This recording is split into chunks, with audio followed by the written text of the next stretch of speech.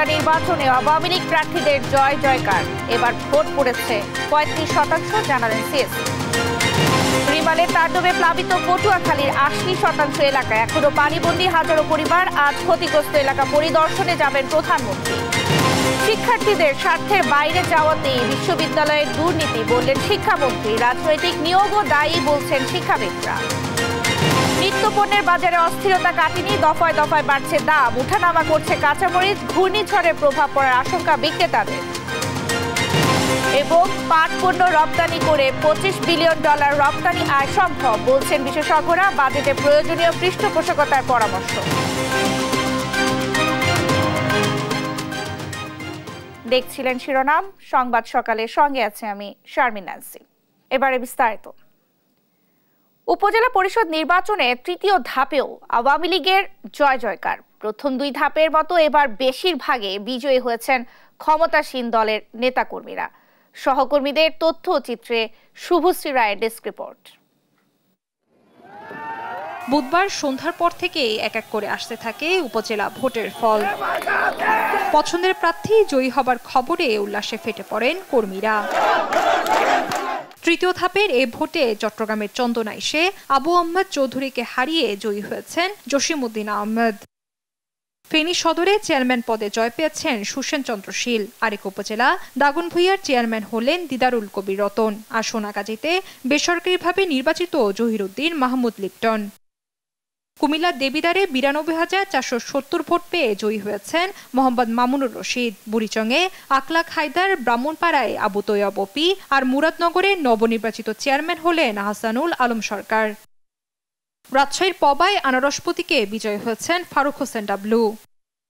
বগুড়া সদরে নতুন চেয়ারম্যান শুভাশিস পোদ্দার লিটন। শাহজাহানপুরে বেসরকারিভাবে নির্বাচিত সোহরাব হোসেন সান্নু। সিরাজগঞ্জের শাহজাদপুরে নবনির্বাচিত চেয়ারম্যান হালিমুল হক মিলু ও চৌহালিতে তাজউদ্দিন।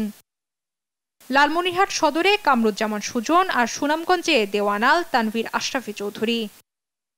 শরীয়তপুরের গোসাইরহাটে মোহাম্মদ মোশাররফ হোসেন সর্দার, ডামুডায় আব্দুর রশিদ গোলন্দাজ জয় পেয়েছেন। পার্বত্য অঞ্চল রাঙামাটির লংগদু উপজেলায় বাবুল দাস বাবু আর নানিয়াচরে অমরজীবন চাকমা জয় পেয়েছেন। এর আগে তৃতীয় ধাপে ৮৭ উপজেলায় বুধবার সকাল ৮টা থেকে টানা বিকেল ৪টা পর্যন্ত চলে ভোট গ্রহণ। এবার মোট ১,১৫২ প্রার্থী আছেন ভোটের লড়াইয়ে। শুভশ্রী রায়, নিউজ ডেস্ক, দেশ টিভি। তৃতীয় ধাপের নির্বাচনে কম বেশি ৩৫% ভোট পড়েছে বলে জানিয়েছেন সিএসসি কাজী হাবিবুল আওয়াল। বলেন, দু একটি অপ্রীতিকর ঘটনা ছাড়া নির্বাচন মোটামুটিভাবে নিরপেক্ষ ও অবাধ হয়েছে। ঘূর্ণিঝড় রিমালের প্রভাবে স্থগিত ২০ উপজেলায় ভোট হবে আগামী ৯ জুন। বিস্তারিত জান্নাতুল মোহনার প্রতিবেদনে।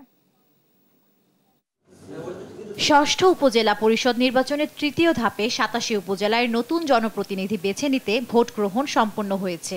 ঘূর্ণিঝড় রিমালের প্রভাবে স্থগিত ২০টি উপজেলায় ভোট হবে ৯ জুন। নির্বাচনের সার্বিক পরিবেশ নিয়ে বুধবার বিকেলে ব্রিফ করেন প্রধান নির্বাচন কমিশনার কাজী হাবিবুল আওয়াল। অবাধ, নিরপেক্ষ ও সুশৃঙ্খলভাবে নির্বাচন মোটামুটি হয়েছে। ২-৪টি অনভিপ্রেত ঘটনা ছাড়া সাধারণভাবে নির্বাচন যথেষ্ট শান্তিপূর্ণভাবে হয়েছে। ষষ্ঠ উপজেলা নির্বাচনের প্রথম থেকে ভোটার উপস্থিতি ছিল কম। তৃতীয় ধাপেও সেই বেড়াজাল থেমে বের হওয়া সম্ভব হয়নি। সিএসি জানালেন, এবার ভোটার উপস্থিতি ছিল ৩৫% মতো।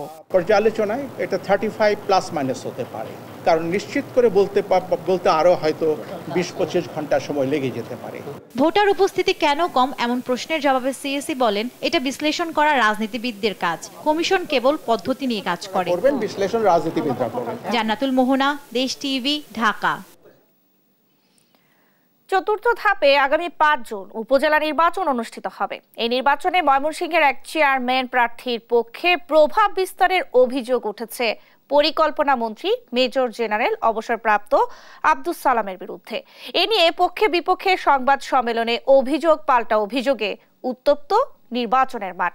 ইলিয়াস আহমেদের পাঠানো তথ্যচিত্রে ফারজানা ইসলামের ডেস্ক রিপোর্ট। ২১ থেকে ২৪ মে নিজ সংসদীয় আসন নান্দাইলে বিভিন্ন উন্নয়ন প্রকল্প উদ্বোধন ও পরিদর্শন করেন পরিকল্পনা মন্ত্রী মেজর জেনারেল অবসরপ্রাপ্ত আব্দুস সালাম। অভিযোগ উঠেছে এ সময়ে উপজেলা আওয়ামী লীগের সাধারণ সম্পাদক দোয়াত কলম প্রতীকের চেয়ারম্যান প্রার্থী আমিনুল ইসলাম শাহানের পক্ষে ভোট চান তিনি। হোয়াটসঅ্যাপ গ্রুপে শাহানের পক্ষে কাজ করতে নেতাকর্মীদের নির্দেশনাও দেন। গত রোববার মন্ত্রীর প্রভাব বিস্তারের কারণে সুষ্ঠু ভোট নিয়ে শঙ্কার কথা জানিয়ে সংবাদ সম্মেলন করেন উপজেলা আওয়ামী লীগের সাবেক বিজ্ঞান ও প্রযুক্তি বিষয়ক সম্পাদক আনারস প্রতীকের চেয়ারম্যান প্রার্থী এমদাদুল হক ভূঁইয়া।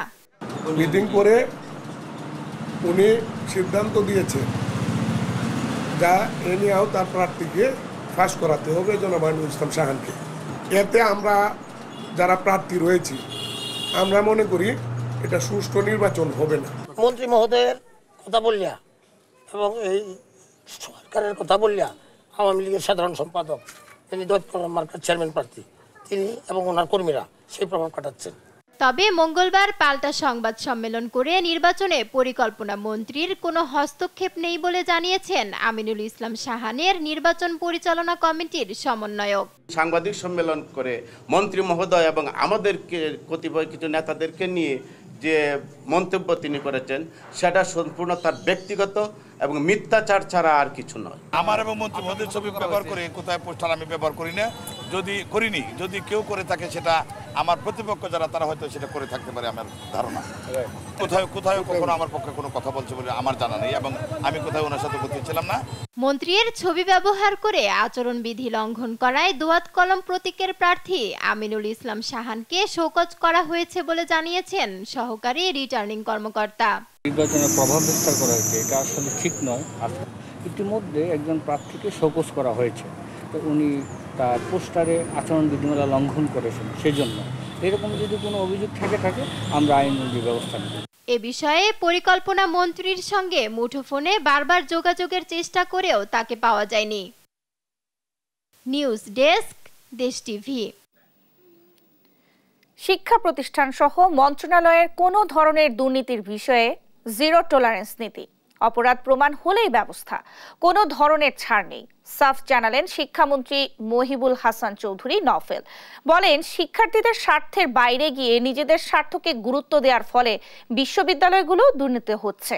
আর শিক্ষাবিদরা বলছেন এইসব দুর্নীতি সমাজের অংশ। রাজনৈতিক নিয়োগকেও দায়ী করেন তারা। তৌফিক মাহমুদ মুন্নার রিপোর্ট। কারিগরি শিক্ষা বোর্ডের সনদ জালিয়াতির অভিযোগে এপ্রিলের শুরুর দিকে সিস্টেম অ্যানালিস্ট প্রকৌশলী AKM শামসুজ্জামানকে গ্রেপ্তার করা হয়। জিজ্ঞাসাবাদে একে একে বেরিয়ে আসে এই জালিয়াতির সঙ্গে জড়িত অনেক রাঘব বোয়ালের নাম। গ্রেপ্তার হন তৎকালীন বোর্ড চেয়ারম্যান আলী আকবরের স্ত্রী সেহেলা পারভিনকে। শুধু সনদ জালিয়াতি নয়, প্রায় গণমাধ্যমে উঠে আসে বিভিন্ন বিশ্ববিদ্যালয়ের নিয়োগ সহ নানা দুর্নীতি চিত্র। শিক্ষা খাতের দুর্নীতি এখন যেন ওপেন সিক্রেট। দায়িত্ব নিয়েই স্ত্রী সন্তানদের নিয়োগ, পদোন্নতি, নিয়োগে আর্থিক লেনদেনে জড়িয়ে পড়ছেন কর্তা ব্যক্তিরা। শিক্ষার এসব দুর্নীতিকে সমাজের অবক্ষয়ের অংশ বলছেন শিক্ষাবিদরা। তৃতীয় বিশ্বের দেশগুলোতে এবং আমরা উন্নয়নশীল দেশের প্রধান যে ক্যারেক্টারিস্টিক্স বা স্বভাব সেটি হলো করাপশন এবং এই দুর্নীতির যে আস্তানা, এবং সরকারের থেকে শুরু করে প্রশাসন থেকে শুরু করে রাষ্ট্রের সর্বপর্যায়ে যখন এই দুর্নীতির ছোঁয়া আছে, সেখানে হঠাৎ করে আমাদের সেই সমাজের বিচ্ছিন্ন কোনো উপাদান তো বিশ্ববিদ্যালয় না, বিশ্ববিদ্যালয় উপাচার্য মহোদয়গণ তো এই সমাজেরই স্বাভাবিক একটি প্রক্রিয়ার অংশ। তবে শিক্ষায় দুর্নীতির বিরুদ্ধে জিরো টলারেন্স শিক্ষা মন্ত্রণালয়। মন্ত্রী জানান, অপরাধ প্রমাণ হলেই নেওয়া হবে ব্যবস্থা। অভিযোগের প্রাথমিক তদন্তে আমরা যখন কোনো প্রমাণ পাই আর্থিক দুর্নীতির, তখন সেখানে ব্যবস্থা নেওয়া হচ্ছে। আমরা তো সেখানে কারিগরি শিক্ষা বোর্ডে ব্যক্তি কোনো সেখানে আমাদের জন্য ব্যক্তির পদ সেখানে বাধা হয়ে দাঁড়ায়নি। মাননীয় প্রধানমন্ত্রী আমাদেরকে বলেছেন যে দুর্নীতির প্রশ্নে, অস্বচ্ছতার প্রশ্নে, অনিয়মের প্রশ্নে জিরো টলারেন্স নীতি অবলম্বন করতে আমরা সেটা করে যাচ্ছি এবং এর অংশ হিসেবে আপনারা দেখতে পাচ্ছেন ইতিমধ্যে অনেক ব্যবস্থা নেওয়া হয়েছে এবং সেভাবে করে আমরা আগামীতেও কাজ করে যাব। বিশ্ববিদ্যালয়ের উপাচার্যরা নিজেদের স্বার্থ প্রাধান্য দিতে গিয়ে দুর্নীতিতে জড়িয়ে পড়ছেন বলে মনে করেন মহিবুল হাসান চৌধুরী নওফেল। প্রত্যেকটা প্রতিষ্ঠানের যারা প্রধান কর্তা ব্যক্তি আছেন তাদের উপর একটা দায়িত্ব থাকে যে সেই প্রতিষ্ঠানের সবাইকে নিয়েই পরিচালনা করার বিষয়ে। আমরা সেখানে স্বাভাবিকভাবে কিছুদিন দেখছি যে কিছু ব্যত্যয় ঘটছে। আমাদের প্রত্যাশা হচ্ছে সকলে মিলে প্রতিষ্ঠানের স্বার্থে, শিক্ষার্থীদের স্বার্থে একসাথে কাজ করবেন, সেটা হচ্ছে আমাদের প্রত্যাশা। এবং সেটা যদি না হয় তখন প্রতিষ্ঠানের বিশৃঙ্খলা সৃষ্টি হয়। এটা সবার দায়িত্ব, শিক্ষা প্রতিষ্ঠান বিশ্ববিদ্যালয় পর্যায়ে সবার দায়িত্ব হচ্ছে একসাথে সম্মিলিতভাবে শিক্ষার্থীদের কথা মাথায় রেখে কাজ করা। এখন অনেক সময় দেখা যায় আমরা আমাদের নিজেদের কথা মাথায় রেখে যখন কাজ করতে যাই সেটাতে একটা সংঘাত সৃষ্টি হয়। তো শিক্ষার্থীদের কথা যদি সবার মাথায় থাকে তাহলে আমার মনে হয় এই ধরনের সংঘাত আর হবে না। শিক্ষার স্বার্থে নিঃস্বার্থ থেকে বেরিয়ে শিক্ষার্থীদের স্বার্থ প্রাধান্য দিতে সংশ্লিষ্টদের প্রতি আহ্বান জানান শিক্ষামন্ত্রী। তৌফিক মাহমুদ মুন্না, দেশ টিভি, ঢাকা। ঘূর্ণিঝড় রেমালের 18 ঘন্টার তাণ্ডবে উপকূলীয় জেলা পটুয়াখালীতে প্লাবিত হয়েছে 80% এলাকা। এখনো পানিবন্দী হাজার হাজার পরিবার। জেলায় প্রাণ হারিয়েছে 3 জন। জেলা প্রশাসক বলছেন জেলায় ক্ষতির পরিমাণ প্রায় 100 কোটি টাকা। পটুয়াখালী প্রতিনিধি সাইদ ইব্রাহিমের তথ্যচিত্রে ডেস্ক রিপোর্ট।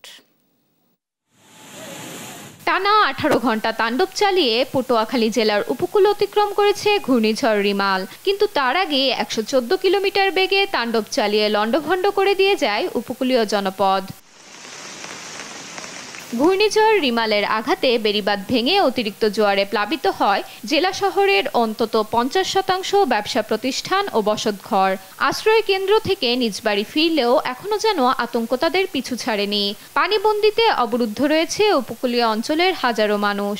ঘরের তলে আমরা আসলাম, গাছের তলে আমরা মানুষের বাড়ি করছে আমাকে টাইনিয়া, এই গাছ পড়ানোর কারণে আমাকে ঘর দুয়ার সব নষ্ট হয়ে গেছে। বিভিন্ন গাছগাছালি পড়ে আমার ঘরের মাকতা ভেঙে গেছে, এমনকি ঘরে থাকা যাইতেছে না, পানি পড়ে।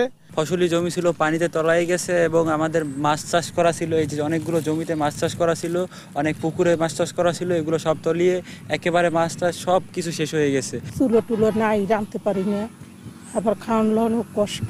সব ভাঙ্গে চুরে সব লয়ে গেছে, ঘরে দিন আমরা কিছু কাম কিছুই নাই, সব বাসায় লয়ে গেছে। খুব কষ্টে আছি, বৃষ্টিতে ভিজে খাতা বালি সব তলায় গেছে। যদি আল্লাহ আমাকে সহায়তা করতে দেয় এটা দিতে পারে। জেলায় রিমালের আঘাতে ক্ষতিগ্রস্ত অন্তত 3 লাখ মানুষ। 235টি ঘরবাড়ি পুরোপুরি বিধ্বস্ত হয়েছে এবং 1865টি বসতবাড়ি আংশিক বিধ্বস্ত হয়। ক্ষতিগ্রস্ত হয়েছেন প্রায় 58,500 কৃষক, যেখানে ফসল নষ্টের পরিমাণ 26 কোটি 30 লাখ টাকা। কৃষি ডিপার্টমেন্ট থেকে টার্মিনাল তথ্য পেয়েছি, তাদের দেওয়া তথ্য মতে 58,304 জন কৃষক ক্ষতিগ্রস্ত হয়েছে এবং এর প্রায় 26 কোটি 20 লক্ষ টাকার ফসলের ক্ষয়ক্ষতি হয়েছে। মৎস্য ডিপার্টমেন্টও তাদের তথ্য আমাদেরকে দিয়েছে, তাদের দেওয়া তথ্য অনুযায়ী প্রাথমিকভাবে এই জেলায় 28 কোটি 69 লক্ষ টাকার ক্ষয়ক্ষতি হয়েছে। এদিকে রিমালের তাণ্ডবে জেলায় প্রাণ হারিয়েছেন 3 জন। দ্রুত ক্ষতিগ্রস্তদের তালিকা করে সরকারি প্রণোদনার দাবি স্থানীয়দের। নিউজ ডেস্ক, দেশ টিভি। ঘূর্ণিঝড় রিমালে ক্ষতিগ্রস্ত এলাকা পরিদর্শনে আজ পটুয়াখালী যাবেন প্রধানমন্ত্রী শেখ হাসিনা। সকাল 11টায় হেলিকপ্টার যোগে ঢাকা থেকে পটুয়াখালীর উদ্দেশ্যে রওনা হবেন সরকার প্রধান। প্রধানমন্ত্রী হেলিকপ্টার যোগে প্রথমে ঘূর্ণিঝড়ে ক্ষতিগ্রস্ত মঠবাড়িয়া ও পাথরঘাটার বিভিন্ন এলাকা পরিদর্শন শেষে কলাপাড়ায় যাবেন। এরপর দুপুর 12:30 থেকে সরকারি মোজাহার উদ্দিন বিশ্বাস ডিগ্রি কলেজে ত্রাণ বিতরণ করবেন।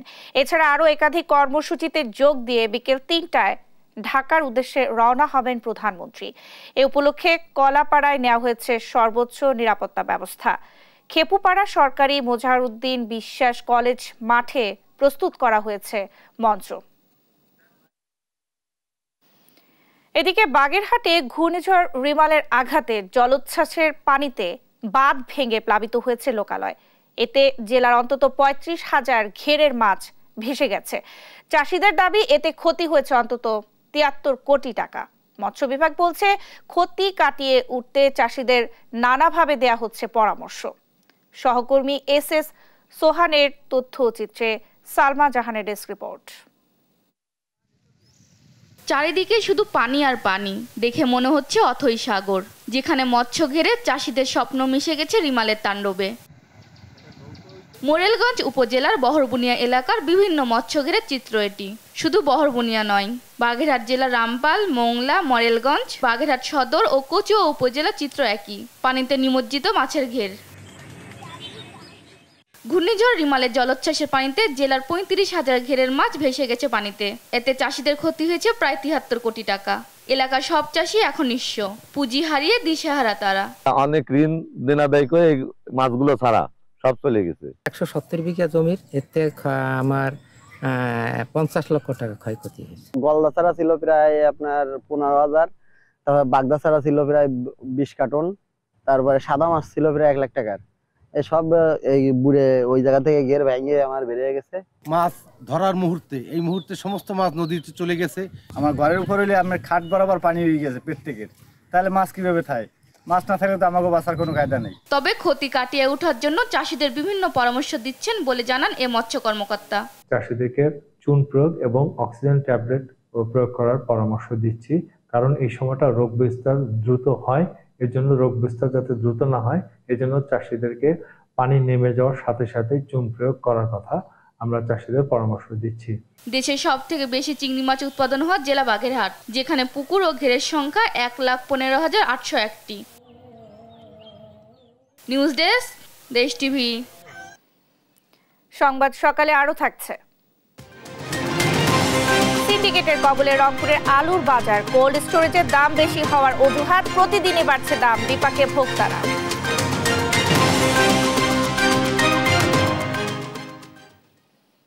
আবারও নিত্য পণ্যের দাম ঊর্ধ্বমুখী। একদিনের ব্যবধানে কাঁচা মরিচের দাম ডাবল সেঞ্চুরির ঘরে ঠেকেছে। 50 টাকার উপরে সবজির দাম। ঘূর্ণিঝড়ের প্রভাব কাঁচা বাজারে পুরোপুরি না পড়লেও 2-1 দিন পরে এর প্রভাব হবে বলে আশঙ্কা করছেন বিক্রেতারা। নিয়াজ মোর্শেদকে সঙ্গে নিয়ে নাফিয়া ফারজানা রিপোর্ট। আবারও অস্বস্তি বাড়ছে নিত্যপণ্যের বাজারে। কাঁচামরিচের দাম কয়েক দফায় বেড়ে কেজি প্রতি বিক্রি হচ্ছে 180 থেকে 200 টাকায়। দাম বাড়ার কারণে বাকবিতণ্ডা হচ্ছে ক্রেতা বিক্রেতার মধ্যে। বাজারে যে পণ্যের যে দাম অবস্থা পড়ে, কারণ বাজারে আসলে যে টাকা নিয়ে আসে সে টাকা দিয়ে বাজার নিতে পারতেছি না। 500 টাকা বাজারে নিয়ে আসলে কিছুই নাই বলে। সবজির দামও হাফ সেঞ্চুরি ছাড়িয়ে এখন সেঞ্চুরির ঘর ছুঁই ছুঁই। বেগুন বিক্রি হচ্ছে 70 থেকে 80 টাকায়, শসা 60 থেকে 70। এদিকে বরবটি ও কাঁকরোল বিক্রি হচ্ছে 70 থেকে 80 টাকায়। সবজির দাম বেড়ে যাওয়ায় হিমশিম খাচ্ছে সাধারণ মানুষ। আর বিক্রেতারা বলছেন ঘূর্ণিঝড় রিমালের কারণে দাম আরো বাড়তে পারে। দাম অনেক বাড়ছে, অনেক দাম, অনেকে যেতে 10 টাকা 15 টাকা 20 টাকা এরকম সব মালই বাড়ছে। বন্যা যে আসছিল, আসার পরে মানে আপনার সবজির দামটা কিন্তু বাড়বো। মশলার দামেও রয়েছে ঊর্ধ্বগতি। এক সপ্তাহের ব্যবধানে প্রতিটি মশলার দাম বেড়ে 200 থেকে 300 টাকা। লবঙ্গ বিক্রি হচ্ছে 2000 টাকা কেজি দরে, এলাচ 3200 থেকে 4500 টাকা, আর দারচিনি বিক্রি হচ্ছে কেজি প্রতি 600 টাকায়। মশলা আইটেমের বাজারের দাম একটু বাড়তি, কিন্তু সেক্ষেত্রে আপনার যথেষ্ট পরিমাণ সরবরাহ আছে, গোডাউনজাত মোকামজাত করা আছে, কিন্তু যারা ডিলার আছে তারা মনে করেন যে নানান রকমের অজুহাত দিয়ে অতিরিক্ত দাম হাঁকছে। আর ডিমের দাম গেল সপ্তাহের মতোই অপরিবর্তিত রয়েছে, তবে মুরগির দামে কেজি প্রতি 20 টাকা কমেছে। লাল লেয়ার মুরগি 350 টাকা, সব মুরগির দাম কম, বাজারে কাস্টমার নাই, খুচরা বেচা কিনি কম। গত এক সপ্তাহ আগে যা বাজার যা ছিল এখন ওইটাই আছে, বাজার বাড়েও নাই কমেও নাই, একইভাবে আছে। ঘূর্ণিঝড় রিমালের প্রভাবে দাম আরো বাড়বে এমন আশঙ্কায় ভুগছেন ক্রেতারা। সব দ্রব্যমূল্যের দামই বেশি, এই যে কি বললাম না কিছু, একদিন পরে একদিন খালি দাম বাড়তেই থাকে। এদিকে রাজধানীর ফার্ম গেটে আগোড়া সুপার শপে অভিযান চালিয়েছে ভোক্তা অধিকার সংরক্ষণ অধিদপ্তর। নাফিয়া ফারজানা, দেশ টিভি, ঢাকা। নিত্যপণ্যের বাজার দর নিয়ে বিস্তারিত জানাতে জামালপুর থেকে সরাসরি যুক্ত হচ্ছেন সহকর্মী মেহেদি হাসান। মেহেদি, নিত্যপণ্যের বাজারের সবশেষ পরিস্থিতি জানাবেন আমাদের। ন্যান্সি, আপনাকে ধন্যবাদ। আমি আপনাকে জানাতে চাই যে আমি এখন অবস্থান করছি জামালপুর শহরের ফৌজদারি মোড় এলাকায় যে বাজারটি রয়েছে সেখানে। এখানে কিন্তু সবজির দাম মোটামুটি একটু কমের দিকে আসলেও পেঁয়াজ এবং যে কাঁচামরিচ সেটি কিন্তু এখন চোখ রাঙাচ্ছে। পেঁয়াজ গত কয়েকদিন আগেও যেটি 60 থেকে 65 টাকায় মিলতো সেটি কিন্তু এখন কেজি প্রতি 75 থেকে 80 টাকায় বিক্রি হচ্ছে। আরেকটু বিষয় হচ্ছে যে বর্তমানে যে কাঁচামরিচ সেটি কিন্তু 160 থেকে 200 টাকায় মিলছে। আমি আর একটু আশ্চর্য একটু কথা বলতে চাই আপনাকে, যে বাজার মনিটরিং না থাকার কারণে কি একটা অবস্থা হয়েছে জামালপুরের বাজারগুলোতে। এইখানে যে কাঁচামরিচ মিলছে 160 থেকে 170 টাকায়, সেটি 100 গজ দূরে কিন্তু মিলছে 200 টাকায়। বাজার মনিটরিং না থাকার কারণে এক এক জায়গায় যে এক এক দাম সেটি কিন্তু ক্রেতাদের উপর মানে একজন নাবিশ্বাসের মতো তৈরি হয়েছে। আমি আরেকটু বলতে চাই, রোজার ঈদের যে গরুর মাংস 720 থেকে 750 টাকায় মিলতো সেটি কিন্তু এখনো একটুও কমেনি। বাজার বিভিন্ন বাজারে কিন্তু 720 থেকে 750 টাকায় গরুর মাংস মিলছে। এছাড়াও মাছের যে দাম প্রতি কেজি কেজি কিন্তু 50 থেকে 70 টাকা প্রতি দিয়ে বেশি দামে কিনতে হচ্ছে। এছাড়াও জামালপুরের যে বেগুন 20 থেকে 25 টাকায় মিলতো, সেই বেগুনও কিন্তু এখন 35, 40, 45 টাকা দিয়ে কিনতে হচ্ছে। এছাড়াও আগামী কয়েকদিন পরেই যে আমাদের ঈদুল আজহা কুরবানির ঈদ, সেটি সামনে রেখে কিন্তু যে মশলার বাজার সেটিও কিন্তু এখন দ্বিগুণ দামে বিক্রি হচ্ছে। 2700 টাকার মশলা কিন্তু কিনতে হচ্ছে 4500 থেকে 4800 টাকায়। সবকিছু মিলে কিন্তু এক ধরনের নাবিশ্বাস চলছে। আমি যদি আপনাকে দেখাতে চাই যে সকাল শুরুতেই কিন্তু মানুষ যখন এই নিত্যপণ্যের বাজারে আসে, সেখানে এসেই কিন্তু মানুষের এক ধরনের অস্বস্তিতে ভোগে, কারণ 1 কেজি কাঁচামরিচ কিন্তু এখানে কিনতে হচ্ছে 200 টাকা দিয়ে। সবকিছু মিলে এক ধরনের নাবিশ্বাস কিন্তু জনগণ বা সাধারণ যারা ক্রেতা রয়েছেন তারা কিন্তু অভিযোগ করেছেন যে বাজার মনিটরিং যখন শুরু হয় তখনই একটু দাম স্বস্তির মধ্যে আসে, কিন্তু বাজার মনিটরিং না থাকার কারণেই এই দাম কিন্তু দিনকে দিন বৃদ্ধি পায় এবং যেই নিত্যপণ্যের দামটি একবার বৃদ্ধি পায় সেটি কিন্তু আর কমে না। তো সবকিছু মিলিয়ে এই জামালপুরবাসীরা দাবি করেছেন যে যেন প্রতিনিয়ত বাজার মনিটরিং করা হয়, তাহলে একমাত্র সম্ভব নিত্যপণ্যের স্বস্তির মধ্যে রাখতে। ন্যান্সি, এই ছিল আমার কাছে সর্বশেষ তথ্য। ন্যান্সি। মেহেদী, আপনাকে ধন্যবাদ। দর্শক, জামালপুর থেকে আমাদের সঙ্গে যুক্ত ছিলেন সহকর্মী মেহেদী হাসান। এবার মাছ বাজারের সবশেষ খবর জানাতে রাজবাড়ী থেকে যুক্ত হচ্ছেন সহকর্মী শফিকুল ইসলাম শামীম। শামীম, নিত্যপণ্যের স্বস্তি নেই, মাছ বাজারে ভালো খবর আছে কিনা আমাদেরকে বিস্তারিত জানাবেন।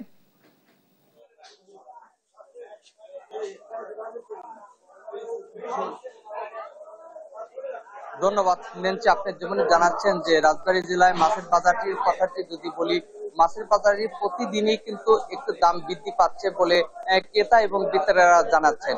আমি একটু যদি বলি যে রাজবাড়ী জেলার বেশিরভাগ যে মাছের বাজারগুলি রয়েছে, সেই মাছের বাজারগুলি কিন্তু পদ্মা নদীর মাছ। এখানে পুকুরের মাছটা অনেকটাই কম পাওয়া যায় বলে ক্রেতা এবং বিক্রেতারা জানিয়েছেন। তবে যে সব বিক্রেতারা জানাচ্ছেন যে তারা পদ্মা নদী থেকে যে মাছগুলি আসে সেই মাছগুলির তুলনামূলক দাম বেশি হয়, কারণ এই মাছের দামটি কিন্তু আবার চাহিদাটা একটু বেশি বলেও তারা জানিয়েছেন।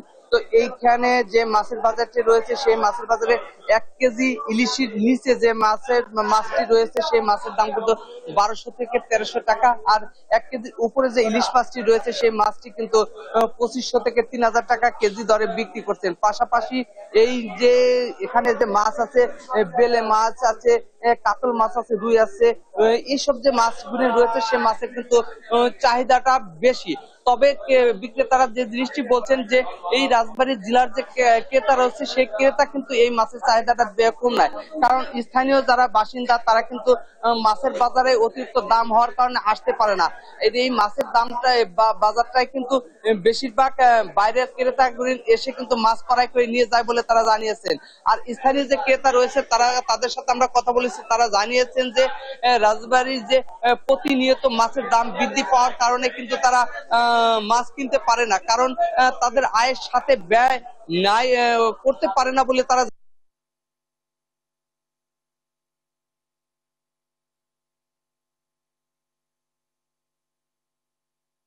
মাছের বাজার রয়েছে, সেই মাছের বাজারের তুলনামূলক কারণে তুলনামূলক দাম অনেক বেশি বলে ক্রেতা এবং বিক্রেতারা জানিয়েছেন। তো এই মাছের বাজার থেকে বাইরের ক্রেতারা কিনে নিয়ে যা দেখে।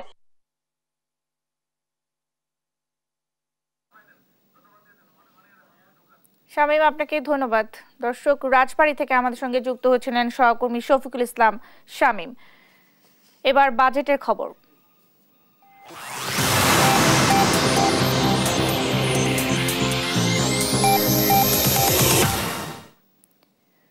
নতুন অর্থ বছরের দ্বার প্রান্তে দাঁড়িয়ে দেশ, সেই সাথে একটি নতুন বাজেট প্রণীত হতে যাচ্ছে।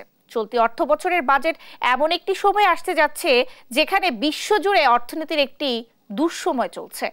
এই সময়ে দেশে উৎপাদিত সোনালী আঁশের পাটজাত পণ্য রপ্তানি করে আয় করা সম্ভব $25 বিলিয়ন, আর দেশের কৃষকরাও পেতে পারে পাট উৎপাদন করে বেশি লাভ।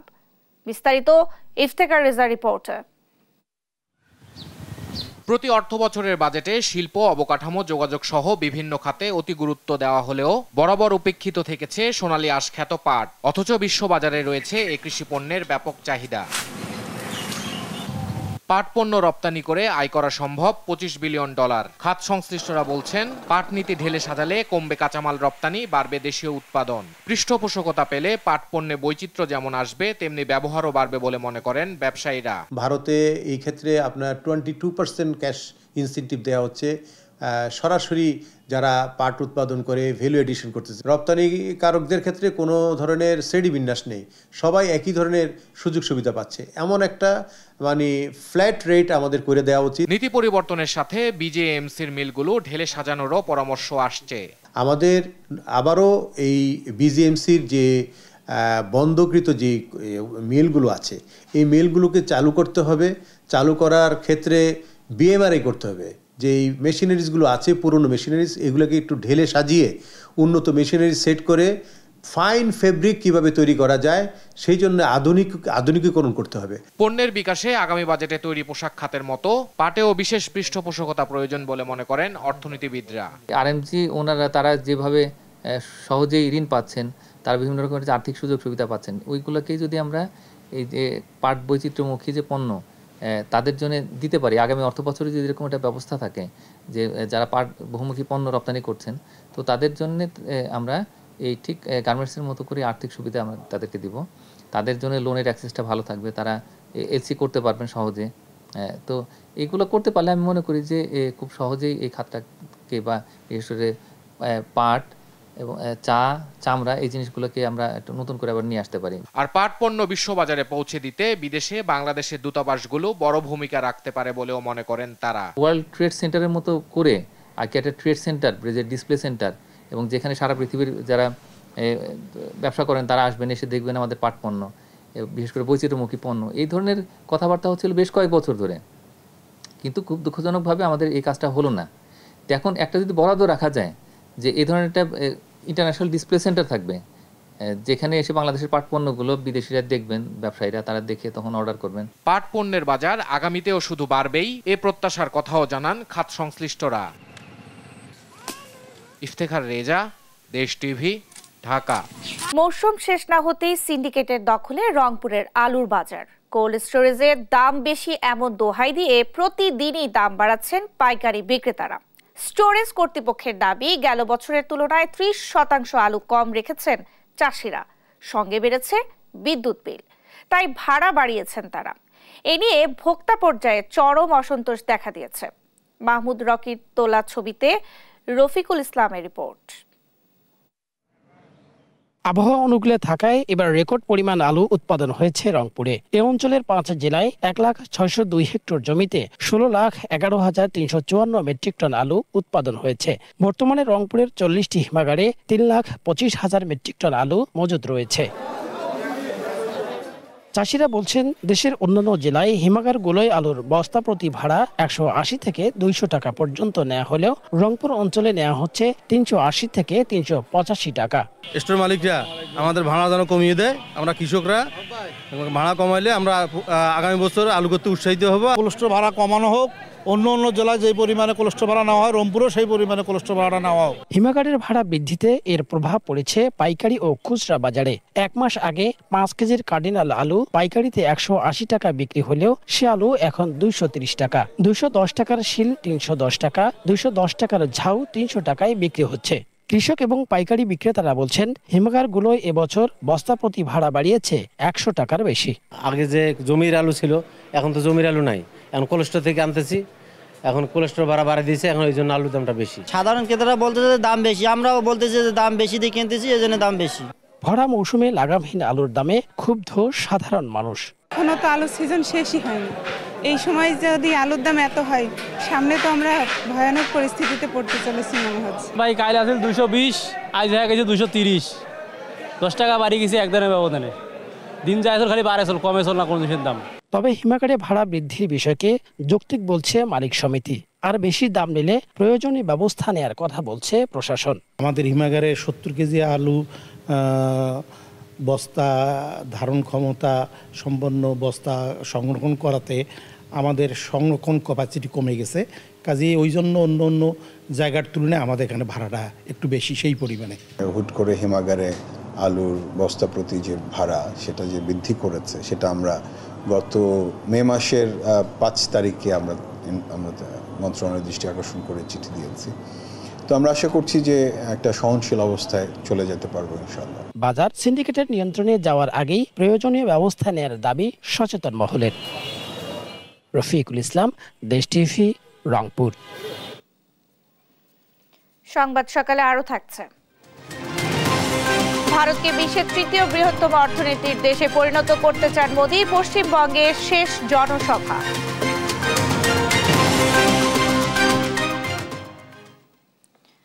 প্রতারণার আরেক নাম ভিটামিন সমৃদ্ধ ডিম। Omega, omega 3, omega 3+, white egg এবং অর্গানিক নামে প্রায় দ্বিগুণ দামে বিক্রি হচ্ছে মোড়কজাত ডিম।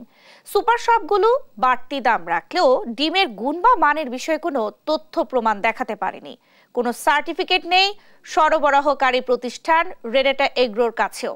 এমন প্রতারণার চিত্র ধরা পড়েছে ভোক্তা অধিদপ্তরের অভিযানে। নিয়াজ মোর্শেদের প্রতিবেদন। ওমেগা, ওমেগা 3, ভিটামিন ই সমৃদ্ধ এবং অর্গানিক নামে যেসব ডিম খুচরা বাজার থেকে বেশি দামে কিনছেন তা আসলেই মানসম্মত কিনা কখনো খোঁজ নিয়ে দেখেছেন? আর এইসব ডিম সরবরাহকারী প্রতিষ্ঠানের সরকারি কোনো পরীক্ষাগারের সার্টিফিকেট আছে কিনা তাকে জানতে চেয়েছেন কোনো সুপার শপে গিয়ে। উনি বললেন আর আমি কিনে ফেললাম। এটা কেমন শোনায় না বিষয়টা? আর যে ভদ্রলোক এসছেন উনি নিজেই তো চেনেন না ওমেগা 3 কি জিনিস। বোঝা সম্ভব না, তো কেমনে বুঝবেন? আপনিই বলেন, আপনি যে ক্রেতা হন আপনি বুঝবেন এই ডিমটা অর্গানিক কিনা, এখানে ভিটামিন ডি আছে কিনা, ই আছে কিনা। কোনো ক্রেতা কখনো জানতে চাননি, তাই কোনো কাগজও রাখেননি সুপার শপগুলো। আর এসব ডিমে এমন কি উপাদান আছে তারও সঠিক তথ্য দিতে পারেনি তারা। কেউই চাই না স্যার, যদি কাস্টমার আবারও বলছে কাস্টমার যদি চেতো অবশ্যই কাস্টমার স্যাটিসফ্যাকশনের জন্য। আমি কাস্টমার কিনতে আসছি, এখনো দেখান আমাকে। এখন তো আমার কাছে এটা নাই স্যার। হয়তো হায়ার প্রেজেন্ট আউটলেট ওয়াইজ পেপারসগুলো দিচ্ছে না, কিন্তু ওদের কাছে আমাদের কাছে ওই পেপারসগুলো সংরক্ষিত আছে। আর এটা ওমেগা 3 এরা তারাই ডিক্লেয়ার করছে, যারা প্রোডাকশন করতেছে তারাই। বুধবার সকালে ডিমের দাম নিয়ন্ত্রণে অভিযানে নামে ভোক্তা অধিদপ্তর। রাজধানীর ফার্মগেটের আগোড়া, ধানমন্ডির স্বপ্ন ও মিনাবাজারে গিয়ে নানা অনিয়মের প্রমাণ পায় তারা। ফার্মাসিউটিক্যাল, এগুলো সবই বড় বড় ফার্মাসিউটিক্যাল বাংলাদেশে। বিভিন্ন কোম্পানির প্যাকেটজাত ডিমের দাম খুচরা বাজার থেকে প্রায় 10 টাকা বেশি রাখার বিষয়ে কোনো সদুত্তর দিতে পারেনি এসব প্রতিষ্ঠান। সুপার শপগুলোর দেয়া তথ্যের ভিত্তিতে রেনাটা এগ্রোর ডিম সাপ্লাই সেন্টারে অভিযান চালায় ভোক্তা অধিদপ্তর। এখানেও মেলেনি ডিমের মান সংক্রান্ত কোনো সার্টিফিকেট। ল্যাব টেস্টের যে রিপোর্ট অথবা সরকারি কোনো অর্গানাইজেশন থেকে তাদেরকে যে সার্টিফিকেট দিয়েছে, হ্যাঁ এগুলো অর্গানিক বা ফলিক অ্যাসিড সমৃদ্ধ অথবা ভিটামিন ই যুক্ত অথবা ওমেগা 3 আছে এই ডিমগুলোতে, এইরকম কোনো তথ্য কোনো ডকুমেন্ট তারা দেখাতে পারে নাই। আগামী রোববার রেনাটা এগ্রোকে প্যাকেটজাত ডিমের প্রয়োজনীয় কাগজপত্র দেখাতে বলেছে জাতীয় ভোক্তা অধিকার সংরক্ষণ অধিদপ্তর। নিয়াজ মোর্শেদ, দেশ টিভি, ঢাকা।